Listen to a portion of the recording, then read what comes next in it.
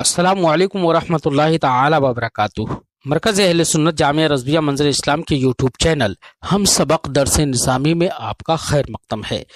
प्यारे बच्चों, जिन्होंने अब तक हमारे चैनल को सब्सक्राइब नहीं किया है वो ज़रूर सब्सक्राइब कर लें और बेल आइकन भी टच कर दें ताकि हर वीडियो की नोटिफिकेशन आप तक पहुंचती रहे, और अपने साथियों से भी शेयर करें ताकि हमारी गुफ्तगू से ज़्यादा लोग फ़ायदा उठा सकें।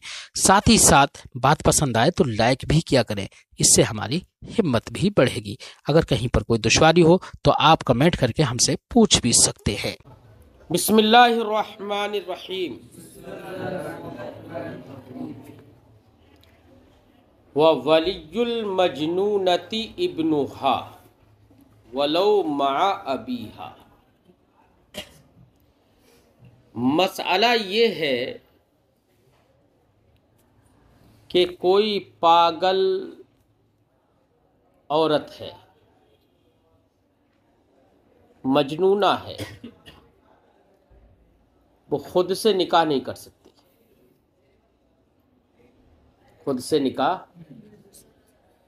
मतलब पागल हो गई बाद में, पहले तो निकाह कर चुकी है, शादी हो चुकी थी, अब उससे इत्तेफाक ये है कि उससे तलाक हो गई, जुदाईगी हो गई, कुछ भी हुआ, उसके बाद वो और इसका बेटा भी है, और ये हो गई पागल, अब खुद से निकाह नहीं कर सकती। तो इसका वली कौन होगा?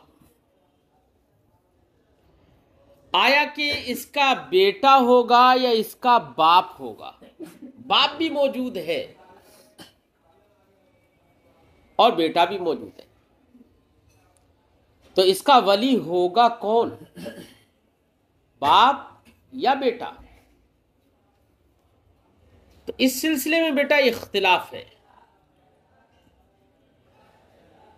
इमाम अबू यूसुफ और इमाम आज़म रज़ियल्लाहु ताला अन्हुमा इस बात के कायल हैं कि इसका वली इसका बेटा होगा, बाप इसका वली नहीं होगा। जबकि इमाम मोहम्मद रहमतुल्लाहि ताला अलैह इस बात के कायल हैं कि ऐसी औरत का वली उसका बाप होगा। दोनों की अपनी अपनी वजह है। इमाम मोहम्मद रहमतुल्लाहि ताला अलैह ये फरमाते हैं कि बेटे के मुकाबिल बाप ये शफकत में बड़ा हुआ है। औ फर्रो शफकतम मिन्हु अल अब अक्सरो शफकतम मिनल इब्न। बाप बेटे के मुकाबिल शफकत में ज्यादा होता है। वलायत का एक जरूरी मफहूम ये भी होता है कि वलायत उसको हासिल हो कि जिसके अंदर शफकत हो। हम कहेंगे कि अरे शफकत की बिना पर वलायत हासिल नहीं होती है, वो वलायत इजबार है जिसमें शफकत का एतबार है। इमाम आज़म और इमाम अबू यूसुफ रहमहुल्लाह फरमाते हैं कि औफर व शफकतन नहीं देखा जाएगा। वली जो होता है वो असबा होता है, ये तो इमाम मोहम्मद भी मानते हैं ना कि वली असबा बेनफ्सी ही होता है। अब उसूबत देखना पड़ेगी कि उसूबत किसके अंदर बदरजे अतम मौजूद है, ये देखना पड़ेगी। तो बेटा जिस वक्त में औरत का बाप भी मौजूद है, उसका बेटा भी मौजूद है, तो बेटा की मौजूदगी में बाप को क्या मिलेगा बेटा? सुदुस। किसको मिलेगा? अरे उस औरत का बाप, इत्तेफाक से औरत मर जाए तो उस औरत की वरासत में उसका वारिस एक उसका बाप है और एक उसका बेटा है। तो अब ऐसी सूरत में उसके बाप को बेटा सुदुस पूरे माल का 1/6 मिल रहा है। اور یہ بیٹا اس کو جمیع ما بقیہ جتنا بچے گا سب اسے مل جائے گا. تو عصبہ ہونے کا مطلب تو یہی تھا نا کہ وارثین سے جتنا بھی مال بچے سب جسے ملے وہی عصبہ. بات سمجھ میں آ گئی؟ اس ولایت جو ہے وہ عصوبت کی بنا پر ہے. اور عصوبت کس کے اندر؟ جب بیٹا اور باپ دونوں ہوتے ہیں تو عصبہ بنتا کون ہے؟ تو جس عصوبت کی بنا پر ولایت ہے وہ عصوبت کس میں موجود ہے؟ اس لیے امام اعظم اور امام ابو یوسف رحمہم اللہ یہ اس بات کے قائل ہے کہ باپ اور بیٹا، عورت کا باپ اور اس کا بیٹا دونوں موجود ہیں تو ایسی پاگل عورت کا، مجنون عورت کا ولی اس کا بیٹا ہوگا نہ کہ باپ. اور امام محمد اس کو باپ کو ولی قرار دیتے ہیں. مفہوم ذہن میں آ گیا نا؟ فرماتے ہیں وَوَلِيُّ الْمَجْنُونَ ابْنُهَا. مفتب قول امام اعظم امام یوسف کا ہے، اسی کو صاحب کتاب ذکر کر رہے ہیں. فرماتے ہیں کہ مجنونہ پاگل عورت کا ولی اس کا بیٹا ہے. وَلَوْ مَعَ أَبِيهَا، اگرچہ اس عورت کے باپ کے ساتھ ہو. اگر باپ ہی نہیں ہے بیٹا تب تو کوئی پریشانی نہیں ہے، پھر تو بیٹا ہے ہی ولی. مسئلہ تبھی ہے جب باپ ہو. بناء علی ما ذکر ان الابن مقدم فی العصوبہ علی الاب. یہ جو امام ابو یوسف امام اعظم کا جو یہ قول ہے اس کی بنا ہے اس پر ما ذکرہ جو ما قبل میں مذکور ہو گیا. کیا مذکور ہوا ما قبل میں؟ یہ کہ ان الابن مقدم فی العصوبۃ علی الاب، کہ ابن اب پر عصبہ ہونے میں مقدم ہوتا ہے. ٹھیک ہے، عصبہ ہونے میں مقدم. وَتُعْتَبَرُ الْكَفَاءَةُ فِي النِّكَاحِ نَسَبًا. اب یہاں پر کفو کا مسئلہ شروع کر رہے ہیں. بیٹا نکاح کفو میں اگر کیا، کسی بالغہ لڑکی نے نکاح کفو میں کر لیا ہے نا، جو ماں باپ کے لیے عار کا سبب نہ ہو، تو ایسی صورت میں ماں باپ اس کو باقی رکھیں گے، نکاح صحیح ہوگا وہ. ہاں اگر کسی وجہ سے ماں باپ فسخ کرنا چاہیں تو وہ قاضی سے کہہ سکتے ہیں کہ یہ نکاح فسخ کروا دو، لیکن نکاح صحیح ہو جاتا ہے. تو مسئلہ کفاءت کا آیا بیچ میں کہ کفو میں ہو یا غیر کفو میں ہو. غیر کفو میں اگر لڑکی نے نکاح کر لیا تب تو ماں باپ کو حق ہے اس بات کا کہ وہ چاہے تو فسخ کروا دیں اور چاہے تو، بلکہ غیر کفو کا مسئلہ تو آیا نا. اب یہاں سے اسی لیے صاحب کتاب کفاءت کا ہی مسئلہ شروع کر رہے ہیں کہ کفاءت کسے کہتے ہیں اور کفاءت کس کی جانب سے معتبر ہوگی اور کفاءت کا کیا مطلب ہے، کن کن چیزوں میں کفاءت چاہیے. فرماتے ہیں کہ کفاءت بیٹا یہ الکفو جو ہے کافع یکافع مکافعتن و کفاءتن، اس کا معنی ہوتا ہے برابر ہونا. کیا ہوتا ہے؟ برابر ہونا. کفو کا مطلب ہوتا ہے مساوی، برابر. امام اعظم علیہ الرحمت والرضوان کے نزدیک کفاءت جانب مرأت یعنی مرد عورت کی طرف سے کفاءت معتبر نہیں ہے، بلکہ کفاءت معتبر ہوگی عورت کی جانب. وہ عورت کی جانب سے کفاءت معتبر نہیں ہے، مرد کی جانب سے کفاءت معتبر ہوگی، ہے نا. بعض نے کہا کہ عورت کی جانب سے، لیکن اور وہیں پر ہمارے فقہا نے یہ فرمایا دونوں جانب سے بھی کفاءت معتبر ہوگی. لیکن صحیح قول یہی ہے، احناف کا صحیح قول یہی ہے کہ کفاءت معتبر ہوگی جانب رجل میں، کہ مرد عورت کا کفو ہو.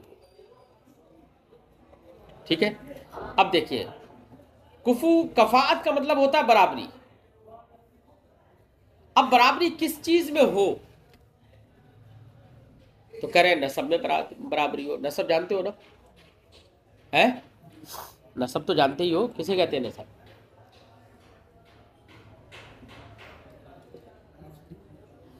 ارے قبائل، اللہ رب العزت نے عرب میں قبائل بنائے تھے تاکہ ایک دوسرے کو لوگ پہچانے، تعارف کے لیے قبائل بنائے تھے. اب ان قبیلوں میں ہر قبیلے میں جو بھی جد اعلیٰ ہوتا تھا اس کی طرف نسبت ہوتی تھی، وہی نسبت نسب کہلاتی ہے. کیا کہلاتی ہے؟ وہی کیا کہلاتی ہے؟ یہی نسب ہے یار، باپ سے جڑا رہنا، تعلق، رشتہ. ٹھیک ہے نا؟ اب اگر کوئی جد اعلیٰ قریش سے ہے تو اب اس کی پوری نسل کو قریشی کہا جا رہا ہے. کوئی جد اعلیٰ قریش کی کسی اور شاخ سے ہے، ہاشمی سے ہے، تو اب پورے کو اس کی نسل کو ہاشمی کہا جا رہا ہے. تو یہی نسب کا مطلب ہے کہ جو باپ کی جانب نسبت ہوتی ہے وہی نسب ہے. نسب کے اندر کفاءت معتبر ہے.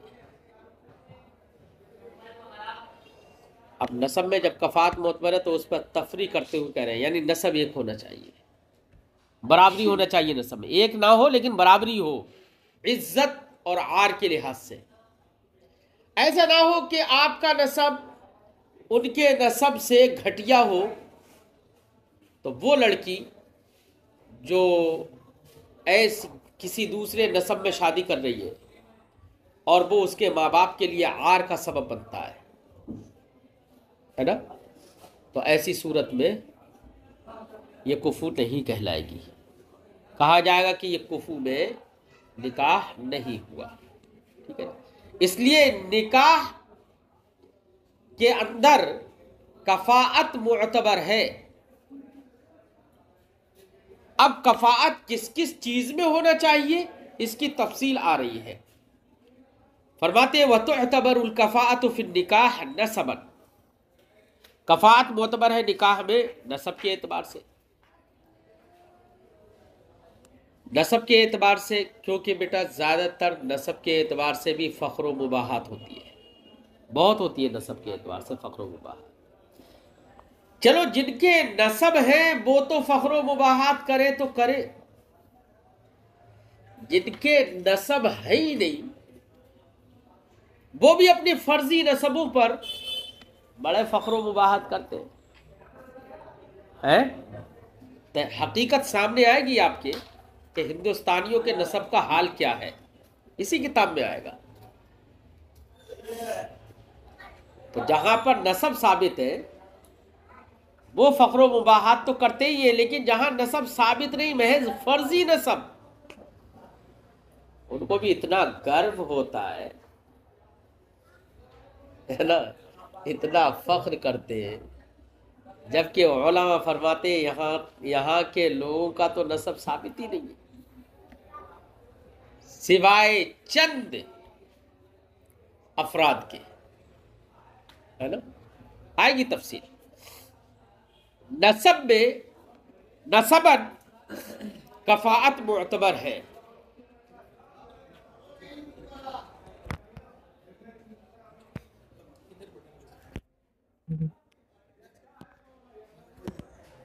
کوئی بات نہیں.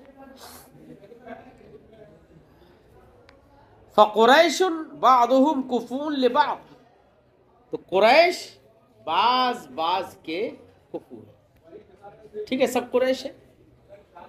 اب قریش کی بہت ساری شاخیں، ایک قریشی دوسرے قریشی کا.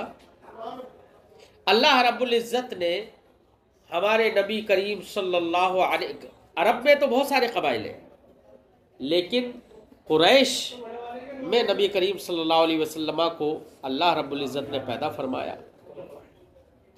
ٹھیک ہے، ایک روایت کا خلاصہ بھی یہی ہے کہ اللہ نے ساری کائنات میں عرب کو عجم پر فضیلت دی،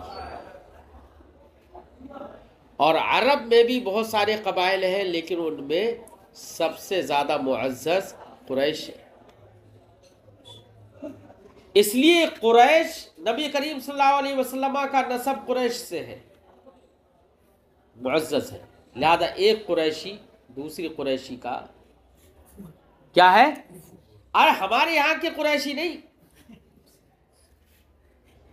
ہمارے یہاں کے قریشی بیٹا وہ والے قریشی نہیں ہے، ہمارے یہاں پر تو قریشی جو ہے وہ صرف نسب والے ہیں، نسبتاً ہے، نسبتاً، مطلب ہمارے یہاں پر قصاب لوگ جو ہیں وہ اپنے آپ کو قریشی کہتے ہیں، قریش کی جانب نسبت کر کے۔ ہمارا نسب تھوڑی ثابت ہے کہ ہمارے آباء و اجداد میں سے کوئی قریش سے تھوڑے ہی ہے، ارے کچھ نہیں تھا جب نسب مفقود تھا تو کم سے کم قریشیوں کی جانب نسبت کر کے اپنے آپ کو قریشی کر لیا۔ یار نسبت کرنا بھی بہت بڑی بات ہے، اچھے لوگوں سے ہی نسبت رکھنا چاہیے، ہے نا؟ تو نسب ثابت نہیں ہے تو نسبت کر کے ہی اپنے آپ کو قریشی کہہ لیا، اپنے آپ کو انصاری کہہ لیا، اپنے آپ کو سلمانی کہہ لیا، اپنے آپ کو صدیقی کہہ لیا۔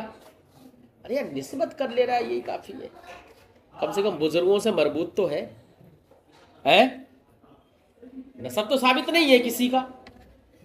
ارے بات سن میں، تو یہاں پر ہندوستان کے اندر جو قومیں ہیں وہ نسب کی بنا پر نہیں ہے کہ ان کا نسب ثابت ہو، یا تو کچھ قوموں کا نام جو ہے یا تو ان کے پیشوں کی بنا پر ہے، اور جن کے کچھ پیشے کی بنا پر بھی نہیں ہے تو انہوں نے ویسی نسبت کر لی کہ بھئی فلاں بزرگ کی طرف نسبت کر لی، فلاں بزرگ کی طرف نسبت کر لی، ٹھیک ہے۔ فقریش بعضهم کفو لبعض، تو قریش بعض کے کفو ہیں، والعرب بعضهم کفو لبعض، ایسے ہی پورا عرب بعض کا کفو ہے، پورا عرب۔ قریشی کو صرف عرب میں سے الگ کیا ہے، ایک قریشی کا کفو ہے، قریشی کے خارج کوئی دوسرا عرب ہے وہ اس کا کفو نہیں ہو سکتا، لیکن قریش سے ہٹ کر باقی پورا عرب ایک دوسرے کا کفو ہے۔ اب دیکھیے شرح کرتے ہیں، اے العرب الذین لم یکونوا من قریش، یعنی وہ عرب جو قریش سے نہیں تھے، بعضهم اکفاء لبعض، ان میں بعض کے کفو ہیں۔ اعلم، آپ جان لیجیے، ان کل من ہوا من اولاد نضر ابن کنانہ، کہ جو بھی نضر ابن کنانہ کی اولاد سے ہیں، قریش، وہ کون ہے؟ قریش۔ واما اولاد من ہوا فوق النضر فلا، اور نضر ابن کنانہ سے اوپر کے جو لوگ ہیں وہ قریش نہیں ہے۔ وانما خص الکفاءۃ فی النسب بالعرب، اور یہاں پر کفاءت کو خاص کیا گیا نسب میں عرب کے ساتھ۔ یہ تو کہا نا کہ والعرب بعضهم کفو لبعض، نسب کے اعتبار سے کفاءت کا ذکر تھا نا، اور نسب کے اعتبار سے یہاں پر عرب کو ذکر کر دیا کہ بعض عرب بعض کے کفو ہے۔ یہاں پر عرب ہی کو خاص کر کے وہ ذکر کیا، کیا عجمی نسب کے اعتبار سے بعض کے کفو نہیں ہو سکتے؟ کہہ رہے کہ معاملہ یہی تو ہے، عجمیوں کا تو نسب ہی کہاں ہے؟ جن کے بزرگ چاہے وہ 200 سال پہلے ہو، 300 سال پہلے ہو، بزرگ جن کے معروف و مشہور ہیں یہاں پر، انہیں تو اپنے خاندان کا نسب اور شجرہ نسب انہیں تو یاد ہے، کیونکہ اس نسب، ان کی رشتہ داری میں، ان کے خاندان میں کوئی مشہور بزرگ ہیں، ان کی وجہ سے دنیا جان رہی ہے انہیں، تو ان کا تو نسب کہا جا سکتا ہے، ٹھیک ہے۔ لیکن اکثر لوگوں کا حال کیا ہے یہاں پر؟ کسی کو اپنے پردادا کا نام ہو سکتا ہے یاد ہو، پردادا سے تھوڑا سا آگے نکلیں گے نا، لکڑ دادا پہ پہنچیں گے، تو نام بھی یاد نہیں ہوگا، ہے نا. لیکن عرب وہ ان چیزوں کا بہت لحاظ رکھتے ہیں، انہیں اپنے باپ دادا پردادا کئی کے نام بتا دیں گے، ہے نا. ایسے ہی بلکہ وہ ان کا نسب میں بھی بیان نام کے ساتھ میں باپ دادا کو جوڑ کے بھی بتایا جاتا ہے. وہاں آج بھی رواج ہے اس کا، تو ان کو پتہ ہوتا ہے. اس لیے بھیا جہاں پر نسب ہوگا، نسب کے اعتبار سے کفاءت بھی وہیں پر ہوگی، اور جہاں نسب ہی ختم ہو گئے، نسب ہے ہی نہیں، ضائع کر دیے نسب، تو وہاں پر نسب کے اعتبار سے کفاءت بھی معتبر نہیں ہوگی. ارے بات سمجھ آئی؟ اسی لیے میں کہتا ہوں ہندوستان میں کوئی بھی کسی سے بھی نکاح کر سکتا ہے، سمجھے نہیں؟ لیکن پھر بھی اتنا ضرور ہے، اگر کوئی معزز خاندان ہے، معزز خاندان ہے اور لڑکا غیر معزز خاندان سے ہے، اور وہ لڑکی کے لیے یا دوسرے دیکھنے والے اس کو گھٹیا سمجھے، تو بچنا تو یہاں پر بھی چاہیے، کیونکہ وہ معزز خاندان کے لیے ایک دھبا ہو سکتا ہے. سمجھے نہیں؟ بات سمجھ میں آ رہی ہے؟ ہاں. اگرچہ نسب یہاں ثابت نہیں ہے، لیکن عزت بھی ایک چیز ہوتی ہے نا، معزز ہونا. اور بالخصوص وہ خاندان جو عزت کی نگاہوں سے ہند و پاک میں دیکھے جاتے ہوں، انہیں تو بالخصوص اس میں احتیاط برتنا چاہیے. فرماتے ہیں وَإِنَّمَا خُصَّ الْكَفَاءَةُ فِي النَّسَبِ بِالْعَرَبِ، کفاءت فی النسب کو خاص کیا گیا عرب کے ساتھ، لأن العجم ضیعوا انسابهم، کیونکہ عجمیوں نے تو اپنے نسب ضائع کر دیے ہے. یار میں کہہ رہا ہوں کہ ضائع کیے نہیں ہیں، ان کے تو ضائع پہلے سے ہی تھے. ان کے ثابت ہی کب تھے؟ ارے ضائع تو تب کرتے، پہلے ثابت بھی تو ہوتے. ان کے ثابت ہی کب تھے؟ ہندوستان میں چند افراد کو چھوڑ کر جن کا سلسلہ خلفائے راشدین یا خلفائے اربعہ میں سے کسی سے جڑا ہوا ہے، اور انہیں معلوم ہے کہ یہ سلسلہ ہے، یقینی طور پر، فرضی طور پر نہیں. آج کل لوگ فرضی بھی بنا لیتے ہیں، بنا لیا انہوں نے ایک سلسلہ نسب بنا لیا، پورا شجرہ نسب، اور بتا دیا کہ ہمارا تو سلسلہ. پہلے تو ہندوستان میں لوگ اب کیا کر رہے ہیں، پہلے تو ہندوستان میں لوگ جوڑ رہے ہیں، جا کے کبھی اعلیٰ حضرت سے جوڑ دیا، ان کے دادا سے کہیں پر جوڑ دیا، یا کہیں صابر پاک سے جوڑ دیا، یا کہیں خواجہ صاحب کی کسی اولاد سے جوڑ دیا. اگر اس سے جڑ گیا تو پھر آگے کا تو جڑ ہی جائے گا، زیادہ جوڑنے کی ضرورت ہی نہیں ہے. تو یہاں پر کچھ لوگ ایسے سلسلے اپنے نسب جوڑ رہے ہیں، سمجھے نہیں؟ نسب جوڑ رہے ہیں، اور فرضی نام بھی پھر لگا لیتے ہیں کہ یہ فلاں بن فلاں، فلاں بن فلاں، فلاں بن فلاں، ایسے کر لیتے ہیں. خیر اللہ خیر کرے. ہندوستانی سید اگر ایسے ہیں، آپ کا سوال ہے ہندوستانی سیدوں کا، تو اگر ان کے نسب ثابت ہیں، چند بزرگان دین ہندوستان میں تشریف لائے. اس وقت ہندوستان صرف اتنا ہی نہیں تھا، بہت بڑا تھا. اس میں چند بزرگ تشریف لائے ہیں، چند سادات کرام بھی تشریف لائے ہیں. اگر واقعی ان سے نسب ثابت ہے، ہم انکار نہیں کر رہے ہیں، ہم پر لازم ہے کہ ہم اس کی سیادت کا احترام کریں.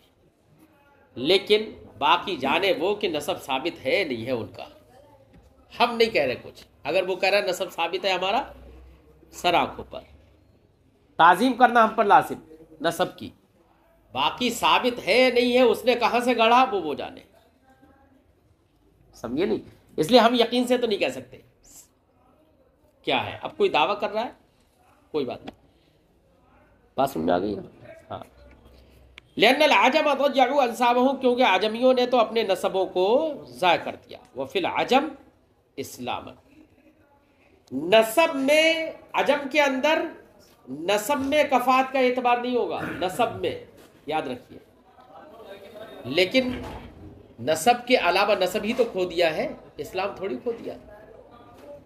اس لیے مسلمان کا کفر ہوگا ہے۔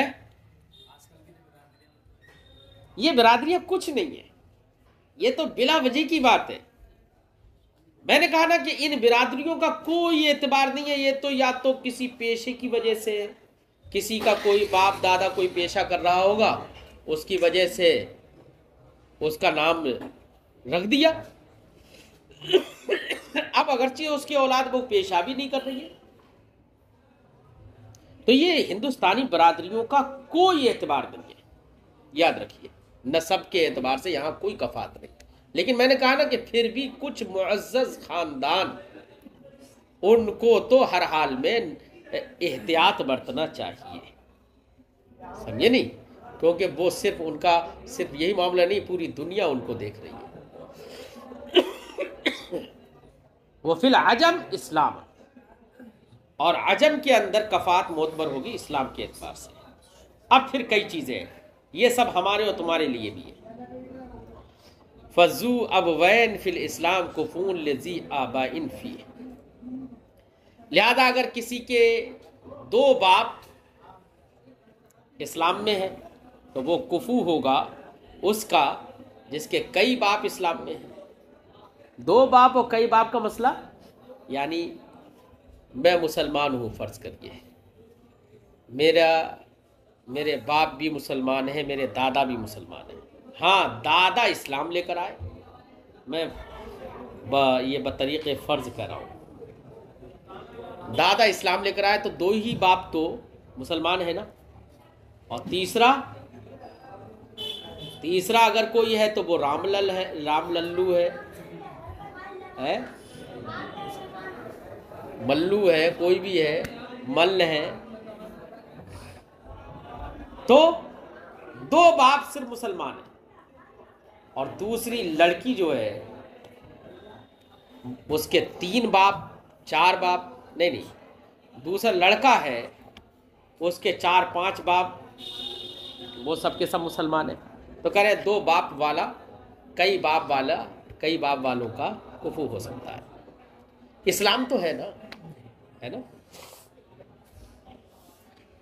وَمُسْلِمٌ بِنَفْسِهِ غَيْرُ كُفُوءٍ لِذِي أَبٍ فِيهِ، کہہ رہے ہیں لیکن اگر کوئی خود سے مسلمان ہے، ابھی کوئی اسلام لے کر آیا، اس کے باپ دادا آج بھی کافر ہیں، لڑکا مسلمان ہو گیا، کوئی اسلام لے کر آیا، تو وہ اس کا کفو نہیں ہو سکتا جس کے باپ بھی مسلمان ہو، اس کا کفو نہیں ہو سکتا۔ بات سمجھ میں آئی؟ فرماتے ہیں وہ مسلم بنفسی، جو ابھی مسلمان خود سے مسلمان ہے، غیر و کفیر، اور اس کے باپ دادا مسلمان نہیں ہے، غیر و کفیر وہ برابر نہیں ہے، کفو نہیں ہے، لذی ابن فی، اس آدمی کا جو اسلام میں باپ والا ہو۔ اسلام میں باپ والا ہونے کا مطلب جس کا باپ مسلمان ہو، وہ اس کا کفو نہیں ہو سکتا جو خود سے مسلمان ہو، باپ مسلمان نہ ہو۔ وَلَا ذُو أَبٍ فِيهِ لَذِي أَبْوَيْنِ فِيهِ، ایسی وہ آدمی بھی کفو نہیں ہو سکتا جو ایک باپ والا ہو اسلام میں، اس کا کفو نہیں ہو سکتا جو 2 باپ والا اسلام میں ہو، یعنی جس کا ایک باپ تو ایک مسلمان باپ ہے، اس کے بعد سب کافر، تو یہ شخص کا کفو نہیں ہو سکتا اس شخص کا جس کے 2 باپ اسلام میں ہیں۔ وَلَا ذُو أَبٍ فِيهِ لَذِي أَبْوَيْنِ فِيهِ، نہ ہی اسلام میں ایک باپ والا کفو ہو سکتا ہے اس شخص کا کہ جو اسلام میں 2 باپ والا ہو۔ وَحُرِّيَّةً، یہ تو اسلام میں کفات کا اعتبار ہوگا، یہ ہمارے لیے بھی ہے، پوری دنیا کے لیے ہے، ٹھیک ہے۔ ایسی ہی کفاءت میں حریت کا بھی اعتبار ہوگا، کس کا؟ حریت کا، یعنی آزادی کا، لہذا کوئی غلام آزاد کا کفو نہیں ہو سکتا، آزاد ہی کا کفو ہوگا۔ تفصیلی گفتگو اب کل کرتے ہیں۔